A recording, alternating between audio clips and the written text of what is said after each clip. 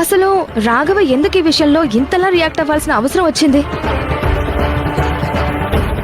రాఘవ మాధవ కలిసి ఒక అండర్స్టాండింగ్ వచ్చారా, లేకపోతే ఇద్దరు కలిసి నాటకం ఆడుతున్నారా?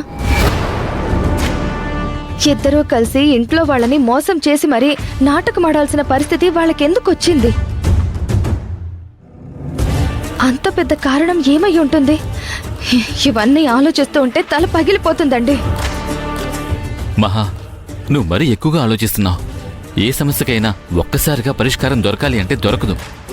కొంచెం టైం పడుతుంది. చిన్న చిన్నగా ఒక్కొక్క చిక్కుముడి విప్పుకుంటూరా. అప్పుడే నీకు నిజానిజాలేంటో తెలుస్తాయి. అంతేగాని ఇలా మొత్తం ఒకేసారి చేయాలని అతిగా ఆలోచించకు. అదంత మంచిది కాదు.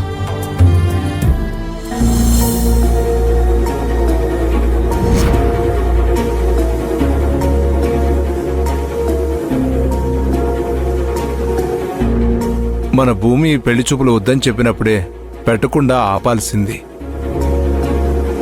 అనవసరంగా ఎక్కువగా ఆలోచించి తప్పు నిర్ణయం తీసుకున్నావేమో అనిపిస్తుంది. రాఘవ ఎప్పుడు కూడా మనల్ని పల్లెత్తి మాట అనేవాడు కాదు. మన మీద అంత కోపడ్డాడంటే మనం ఎంత తప్పు నిర్ణయం తీసుకుని ఉండుంటాం. రాఘవ అలా మాట్లాడేసరికి నాకు ఒక్క నిమిషం ఏం జరిగిందో ఏం జరుగుతుందో ఏమీ అర్థం కాలేదు. అలాంటిదేమీ కాదులేండి. రాఘవ మన కొడుకు. వాడి గురించి మనకు తెలుసండి. వాడు కావాలని ఏమీ అనలేదు. ఏదో కోపంలో ఏదో 4 మాటలు అన్నాడంతే. కాకపోతే నా బాధంతా బయటి వాళ్ల ముందు మనం తలదించుకోవాల్సిన పరిస్థితి వచ్చింది. నేను ఆలోచిస్తుంది, బాధపడుతుంది దాని గురించేనండి. నా వల్లే కదా అత్తయ్య బయటి వాళ్ళ ముందు తలదించుకునే పరిస్థితి వచ్చింది. అయ్యో, అదేం కాదులేమ్మా. అందరం కలిసి తీసుకున్న నిర్ణయమే కదా. లేదు మావయ్య, బావకి తప్పు అనిపించింది కాబట్టి అసలు తప్పు కాకపోయినా సరే ఇది తప్పే. కాబట్టి ఈ విషయంలో నేను వెళ్లి ప్రియదర్శిని కాళ్ళు పట్టుకుని నేను చేసిన తప్పుకి క్షమించమని అడగడానికి కూడా నేను సిద్ధమే. మన ఇంటి పరువు నేను కావాలని ఎప్పుడు తీయాలనుకుని మావయ్య.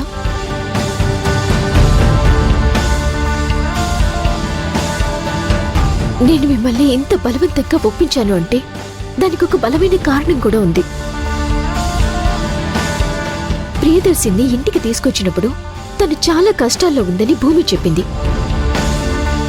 అందుకే ఒక మంచి సంబంధం వస్తే తన కష్టాలన్నీ తీరిపోతాయని ఆడపిల్లగా ఒక చిన్న ఆశతో ఈ పనిచేశాను.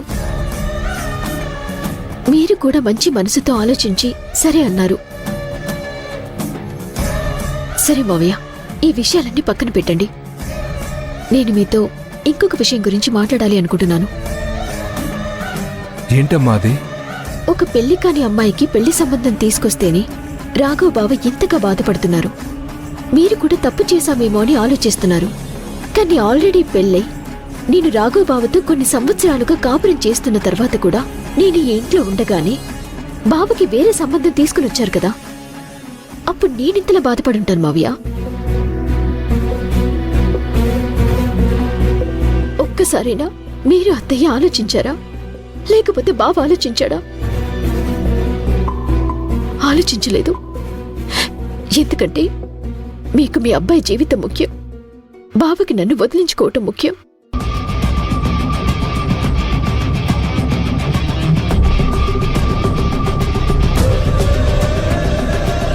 వద్దు మావయ్య, మీరలా తల తెచ్చుకోవద్దు.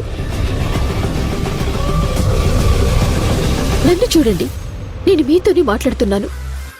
అత్తయ్య మీరు కూడా. అత్తయ్య, ఇదే నా స్థానంలో మీ కూతురుండుంటే మీరు ఇలాగే ఊరుకునుండే వల్ల. అంతెందుకత్తయ్య, శౌర్య మీ శత్రువు కొడుకుని ప్రేమించిందని తెలిసి కూడా తను ఎక్కడ బాధపడుతుందో ఆనందంగా ఉండదో అని మీరు తపన పడి బాధపడి చివరికి తనకిష్టమైన వాడితో తన పెళ్లి జరగాలని కోరుకొని ఆ పెళ్లి జరిపించారు. అంత గొప్ప వాళ్ళత్తయ్య మీరు. అలాంటి మీరు నా జీవితం ఇలా నాశనం అయిపోతుంటే చూస్తూ ఎలా ఉండగలుగుతున్నారు అత్తయ్య?